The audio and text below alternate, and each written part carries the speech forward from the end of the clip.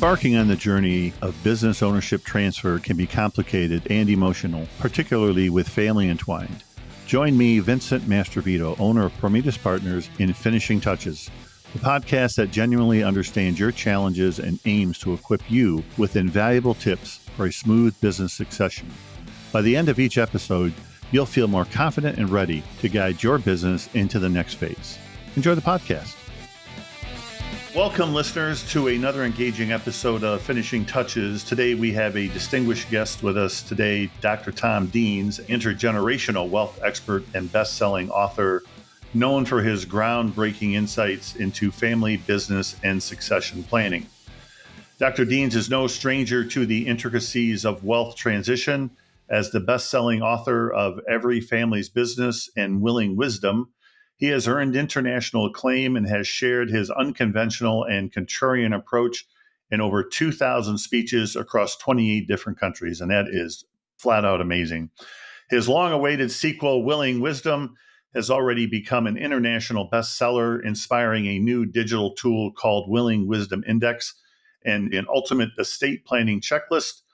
He also has a background as the CEO of a large multinational family business and a PhD from the University of Warwick in England. Tom, when do you have time to do anything? Dr. Tom Deans brings a wealth of experience to the table. His talks go beyond mere financial and tax planning, aiming to instill confidence and inspiration in families looking to transition just more than assets. So today we'll be delving into the fascinating world of intergenerational wealth, family business, and succession planning with Dr. Tom Deans. And we'll also explore his unique perspective on exiting a family business, the challenges families face, and the broader impact on both the business and personal legacies. Without any further delay, let's warmly welcome Dr. Tom Deans to Finishing Touches. Tom, thank you so much for being here. Really appreciate it. Hey, Vincent, I'm looking forward to our chat. It's an interesting subject, isn't it? And getting more interesting as the time goes by. It really is. I wanted to share this. I wanted to share with our listeners today, one, thanks for being here throughout the course of 2023. This is our last episode for 2023. So this will air in January of 2024, but really appreciate everybody being here throughout the year. Interesting. I stumbled across some information about the other day that family-owned businesses represent in the world 90% of the GDP. That is amazing to me, right? Which we're going to cover some of that today. In the United States, about 54% of the GDP is generated by privately held businesses, which represents about $15 trillion. So, Tom, talk a little bit about the family transition or exit from one generation to the next. Obviously, we can talk, generation 1 to 2, 2 to 3. Talk a little bit about what are you seeing in the family generation space, successes and challenges? Well, it's a great place to start. And my first observation would be that I have seen a shift. When I first started my professional speaking career 20 years ago, the book carried a really controversial message, which was never gift your business to your children. They need to buy it at full market value based on a third-party valuation. And a lot of people 20 years ago would kind of look at me like, what are you talking about? Why would you do that? I mean, why wouldn't you just give your business to your kids the way it's always been done?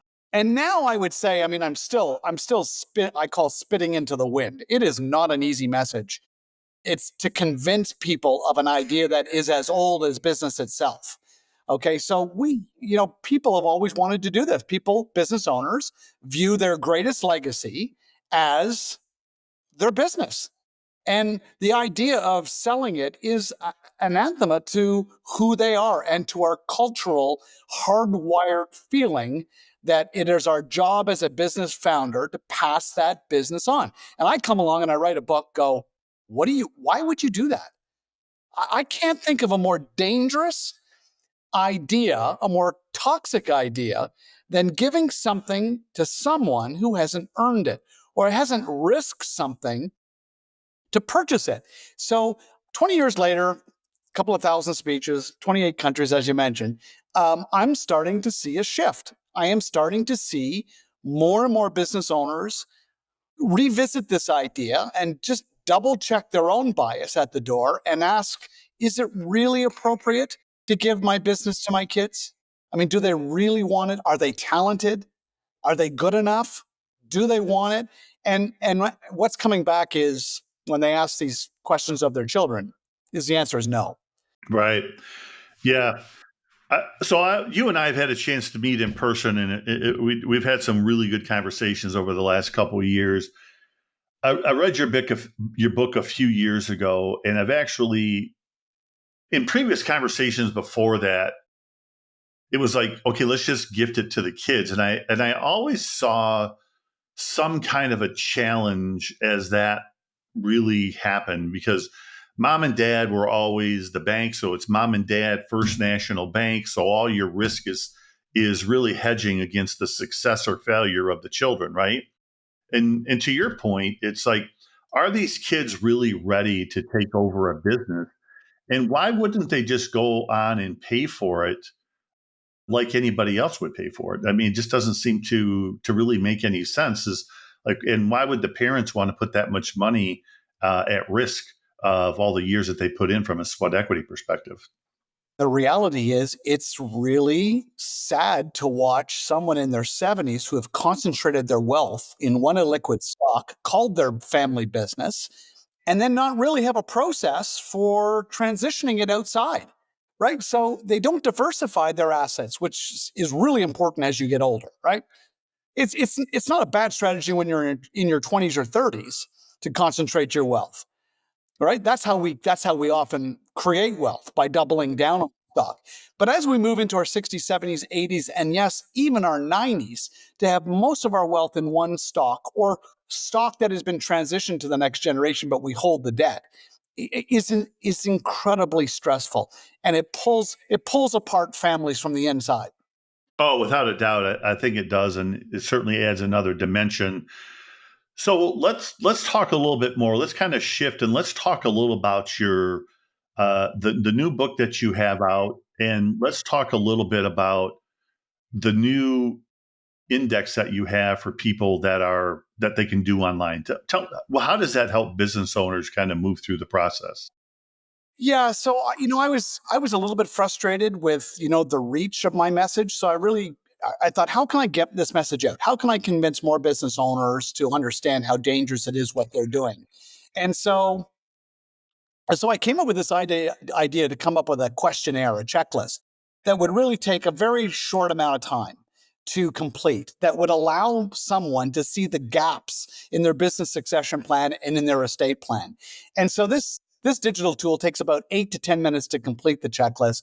And then they get a personalized 20 page report that says, hey, Bill, Mary, this is what you're doing well, or this is really where you've got some serious gaps in your estate plan. Talk to me a little bit about so you still believe wholeheartedly that whatever generation is running the company today, and you've got the next generation that is coming up through the ranks, it should still just be a sale. Whether they go to the bank to get financing, they find some mezzanine financing, or they buy it over time through distributions of the company. One or all of those factors should be used to buy out the current generation that is running the company, right? Absolutely. And, one of the things that I'm seeing increasingly is children, in the context of a family meeting, in a very kind of open, transparent way in front of their siblings, talking about whatever financing structure they're doing, whether or not the parents are holding the note, or whether or not they're going out for, third party financing, whatever. I'm kind of indifferent. What I want is transparency. What I want is real market rates being paid. I want to see some real pain. The kids are not going to get take on debt if they don't want the business. We have tens of thousands of children working in tens of thousands of family businesses that are hanging around for all the wrong reasons. They figure if they leave the family business, that somehow they're going to be disinherited. They're going to lose something because that's where the family money is. It's sitting in the retained earnings of family businesses. That is not a compelling reason to work and stay in a business, right? not maybe the worst reason. Yeah, it's really, and then part of the area that we see is that how much preparation has been given to the new generation coming up by the existing generation to really take over the business, right?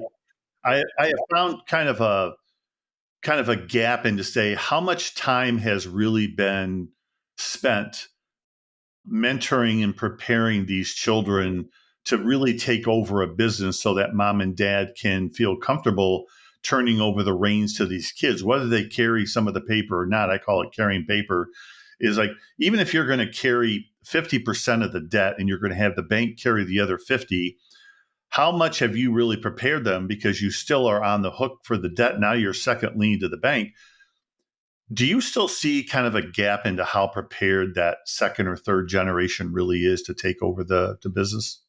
Absolutely. And we know it in the data. We know that roughly only a third of family businesses are going to survive to the second generation. And a lot of that is around the financing and putting people on the wrong seat on the wrong bus. They're just, it's such an emotional thing, this thing called the family business.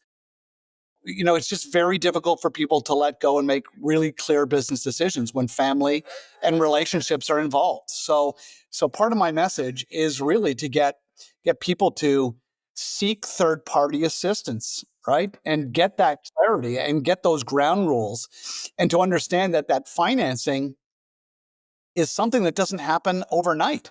What I think happens in the context of a family meeting is that advisors will actually find that the best price and the best buyer resides from outside the family.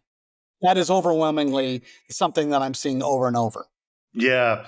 Have you seen a lot of family businesses bringing in like a president to run the company, especially if the kids aren't really prepared, or maybe just to keep a neutral position within the business, is to bring somebody in to kind of run and then to work with the kids as they move through it. And then you may change this person over time. Have you seen any of that going on in your travels? Absolutely, particularly if there's a big gap in age. If the kids are young and you have a business owner who wants to exit, maybe they're in their 50s. The kids are, maybe they started their family late. They're in their 10 or their young teenage years. Sure, I mean, I'm seeing business owners, yeah, buy some time for their kids to mature, and then see whether or not the kids represent really the next generation of talented ownership. That's one thing, but again, it's a bad reason to concentrate your wealth in a business, hoping that the best CEO in the future is going to come from a pool of two kids, right? Highly unlikely. When you talk to people, in the executive search world, they're starting with a pool of about 5,000 resumes, right? To find a CEO for the right business. I mean, it's a big net that is cast. But then flip over to a family business and you've got two or three kids. I mean, seriously, statistically, what's the probability that the best talent for that particular asset, for that business, at that moment in time, is going to come from two kids? Highly unlikely. It's why the failure rate of family businesses is actually much higher than the failure rate of non-family businesses. Yeah. What considerations or challenges, emotional factors play a role in the family transition when you're taking a look at strategies, especially if you have non active family members that may or may not be in the business? It's an interesting question. I think when you have non-family members in the business, it is interesting how those businesses get professionalized. One of the things that I've seen in my own research is the duality of the rules and policies that apply to family versus non-family. Often non-family are left in the lurch. They're kept in the dark. There's no performance reviews. It's rare for them to actually have job descriptions. So you often have family members roaming around a corporation well outside their own defined natural areas. They might be VP of administration, but they're wading into sales issues or operational issues. It is a very common problem for there to be lots of managerial chaos in family businesses just because of how emotional it is for a parent to give performance feedback to a child. Yeah, I would agree. I would agree.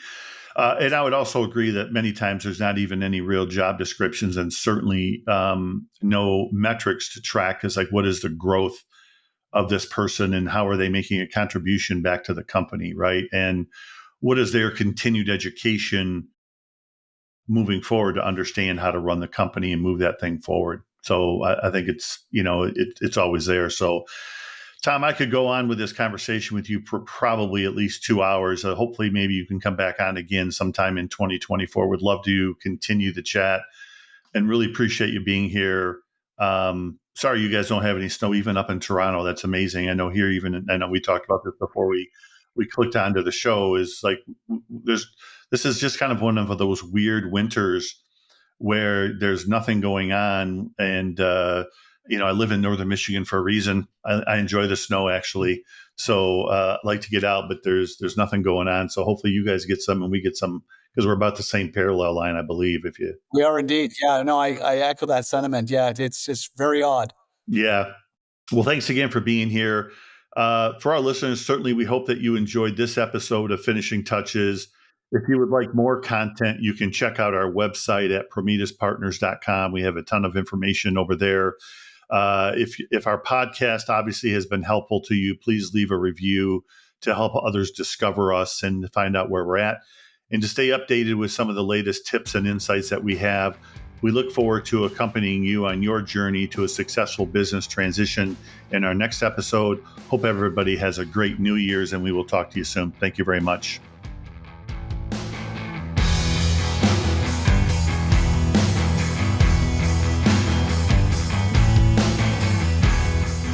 That's a wrap on today's episode of Finishing Touches. For more information and guidance, head over to prometheuspartners.com.